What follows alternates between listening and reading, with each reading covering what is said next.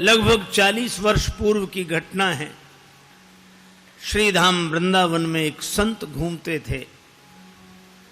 उन्हें देखकर कोई यह नहीं कहता था कि स्वामी जी आ रहे हैं, संत जी आ रहे हैं, बाबा जी आ रहे हैं। ना, वे एक ही बात कहते थे, जज साहब आ रहे हैं। उन्हें देखकर हर कोई कहता जज साहब आ रहे हैं, जज साहब। एक महात्मा ने पूछा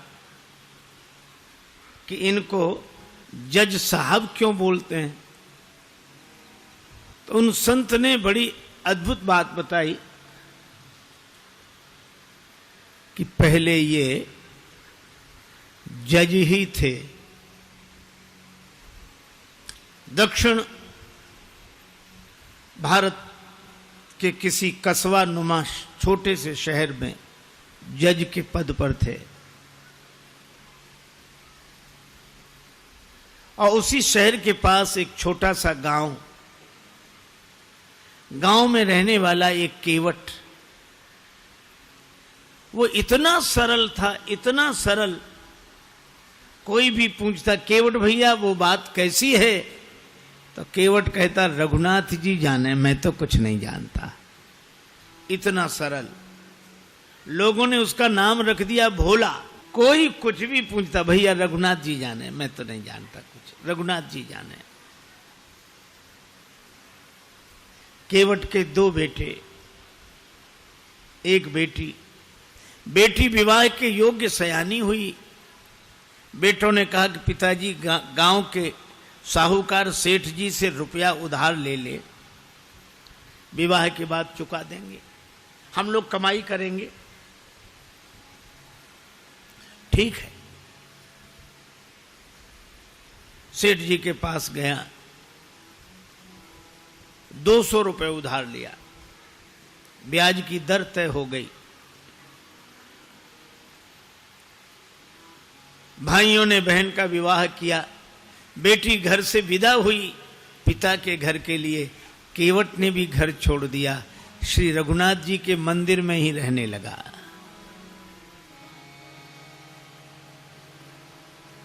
बस उसको तो रघुनाथ जी ही सब कुछ।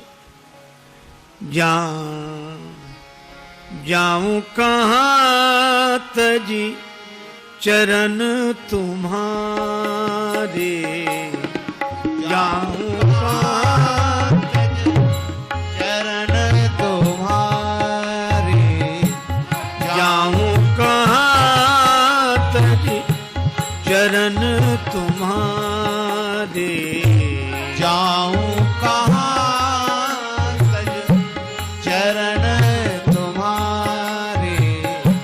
काको नाम पतित पावन जग, काको नाम पतित पावन जग, केही अति दीन प्यारे।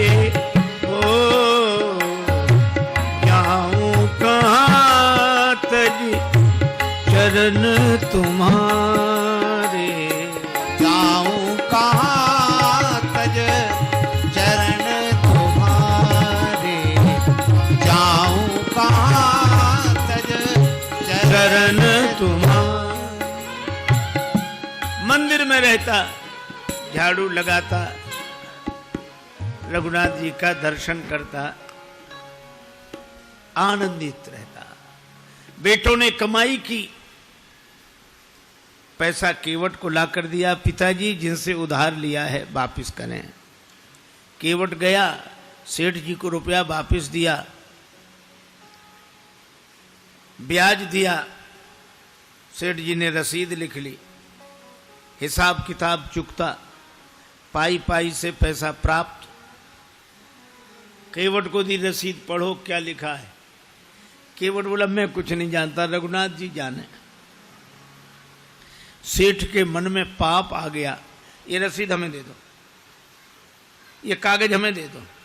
और दूसरे कागज पर कुछ ऐसे ही लिख कर दिया, पानी ले आओ। वो पानी लेने गया, कागज बदल दिया। केवट जो कागज लेकर आए उस पर ऐसे ही कुछ लिखा था। रघुनाथ जी के चरणों में रसीद समझ के कागज को रखा, फिर अपने कक्ष की अलमारी में रख दिया और प्रसन्न रहने लगा। सिर पर सीताराम फिकर फिर क्या करना, सिर पर सीताराम फिकर फिर क्या करना, क्या करना क्या करना, फिकर फिर क्या करना, क्या करना क्या करना, फिकर फिर क्या करना। सिर पर सीताराम फिकर फिर क्या करना, सिर पर सीताराम फिकर फिर क्या करना। तेरे बिगड़े बनेंगे काम फिकर फिर क्या करना, फिर बिगड़े बनेंगे काम फिकर फिर क्या करना। पितु रघुवर श्री जानकी मैया, पितु रघुवर श्री जानकी मैया, फिर क्यों परेशान हो भैया, फिर क्यों परेशान हो भैया। कटेंगे कष्ट तमाम फिकर फिर क्या करना, तेरे कटेंगे कष्ट तमाम फिकर फिर क्या करना। सिर पर सीताराम फिकर फिर क्या करना, सिर पर सीताराम फिकर फिर क्या करना। इसी भाव में रहता केवट ने भगवान के भरोसे सब छोड़ दिया था और सेठ जी ने केवट के विरुद्ध मुकदमा कर दिया और मुकदमा इन्हीं जज साहब की अदालत में आया, इन्हीं जज साहब के।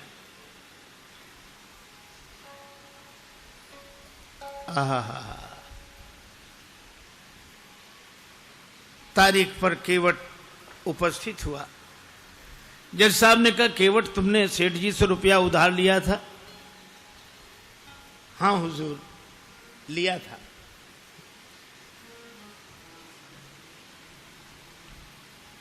दे दिया? हाँ दिया साहब। कोई प्रमाण है? ये रसीद। जज साहब ने देखा, बोले इससे तो सिद्ध नहीं होता कि तुम रुपया दे चुके हो। केवट रोने लगा, हुजूर माई बाप हम तो इसी को सब कुछ समझे थे।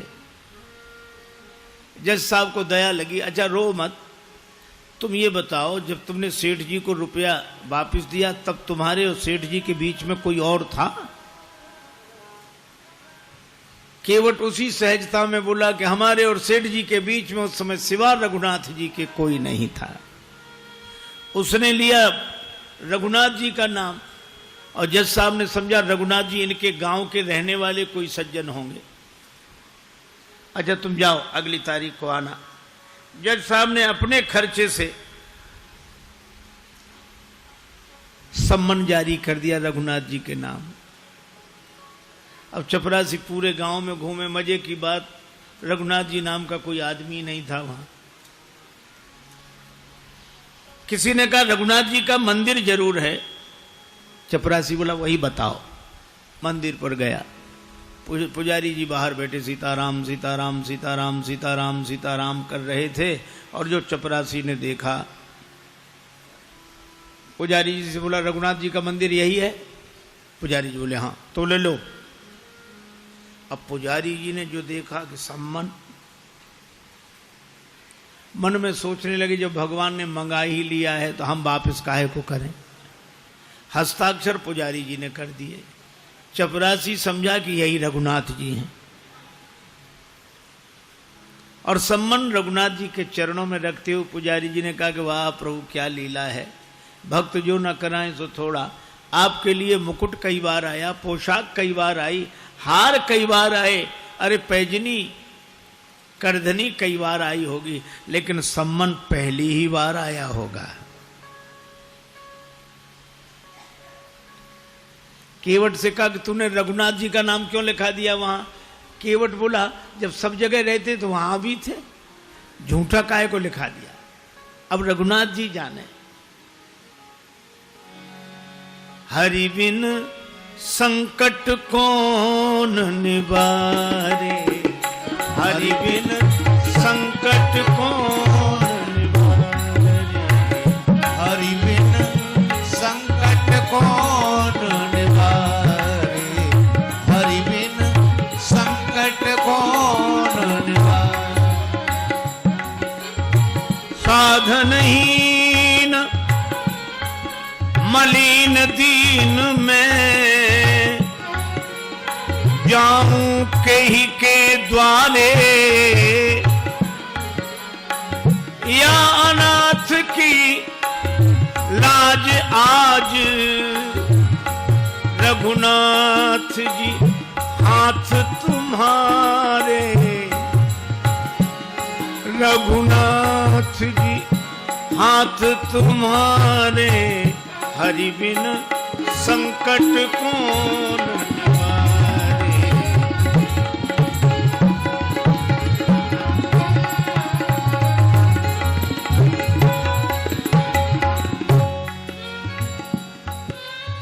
एक ही भरोसा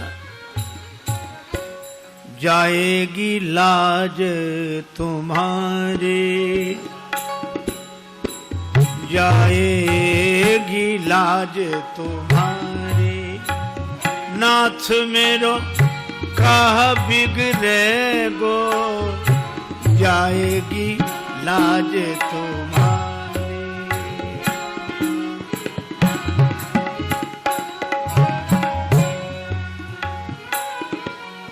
दीन दयालु सुने जब ते तब ते मन में कछु ऐसी बसी है जाऊं टेरूं कहां और जाऊं कहां बस तेरे ही नाम की फेंट कसी है। तेरो ही आसरो एक मलूक नहीं प्रभु सो कोई और जसी है ए हो मुरारी पुकारी कहो अब मेरी हंसी नहीं तेरी हंसी है मेरी हंसी नहीं तेरी हंसी है जाएगी लाज तुम्हारी नाथ मेरो का बिगड़े गो जाएगी लाज तुम्हारी।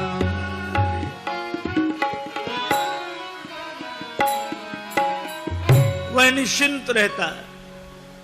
अब राम जी जाने मंदिर में झाड़ू लगाए तो रघुनाथ जी की तरफ देखे बर्तन मांजे तो रघुनाथ जी की तरफ देखे जीवन ऐसा बस राम जी के चरणों में समर्पित। तारीख के एक दिन पहले पुजारी जी ने कहा केवट तुम जाओ अदालत में ताकि समय से पहुंच जाओ। अब रही रघुनाथ जी के मन की तो रघुनाथ जी जाने। केवट तो प्रणाम करके चला गया। दूसरे दिन सवेरे सवेरे पुजारी जी आज जल्दी जागे स्नान किया भगवान को स्नान कराया नई पोशाक पहनाई बड़ी जल्दी कुछ बनाकर भगवान को भोग लगाया। सोच रहे थे आज भगवान को पहली बार बाहर जाना है कपड़े अच्छे होने चाहिए कुछ खा पी के जाएंगे तो भूखे नहीं रहेंगे। लेकिन आंखों में आंसू भरकर यही कहते जाइए जरूर उसका आपके अलावा और कोई नहीं है। आंसू भरकर पुजारी जी प्रार्थना कर रहे हैं। उधर केवट पहुंचा अदालत में। जज साहब ने कहा केवट तुम्हारे गवाह कहां हैं? केवट बोला हुजूर वो तो सब जगह रहते हैं यहीं कहीं होंगे यहीं कहीं होंगे। बुलवाओ। चपरासी को आदेश हुआ। चपरासी ने कहा रघुनाथ हाजिर हैं रघुनाथ हाजिर हैं रघुनाथ हाजिर हैं रघुनाथ हाजिर हैं हाजिर हैं ऐसे 3 नारे जो लगाए हैं तो क्या देखा चाल लटपटी सी एक वृद्ध की झुकी सी देह लड़खड़ाते हुए एक बूढ़ा आदमी लाठी टेकते हुए आ रहा है वहीं से इशारा कर रहा है कि आ रहा हूं।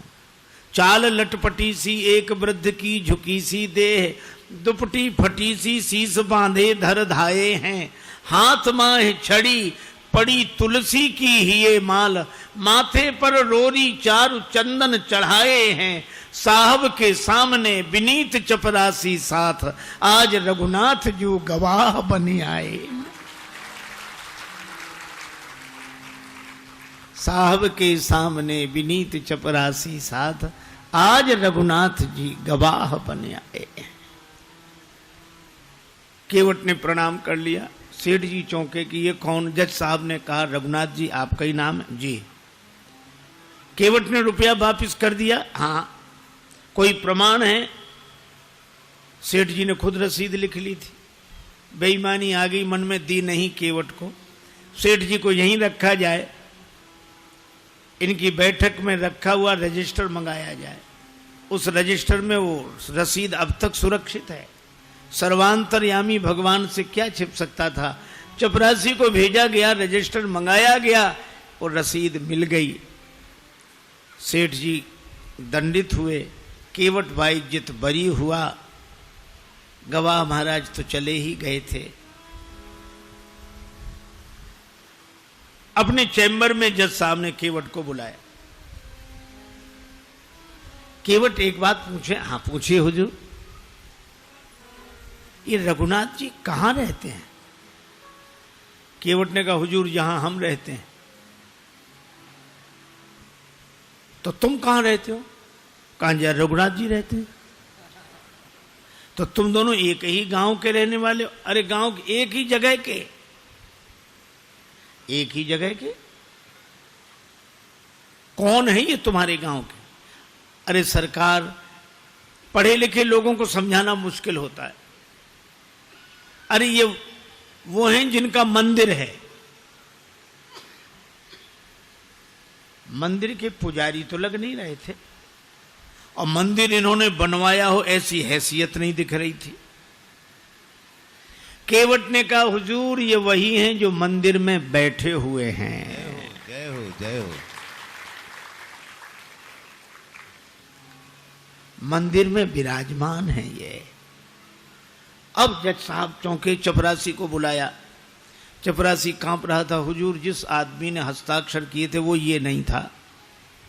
जब सारा रहस्य पता लगा तो जज साहब रोने लगे। रोते रोते बंगले पर गए। लोगों ने पूछा क्या बात है, रो क्यों रहे हो? तो उन्होंने यही कहा,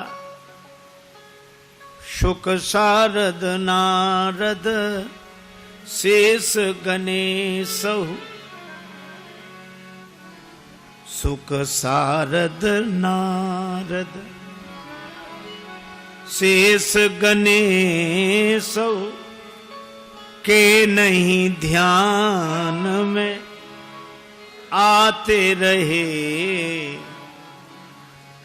सोई आज विनीत अदालत में, केवटा के गवाह कहाते रहे।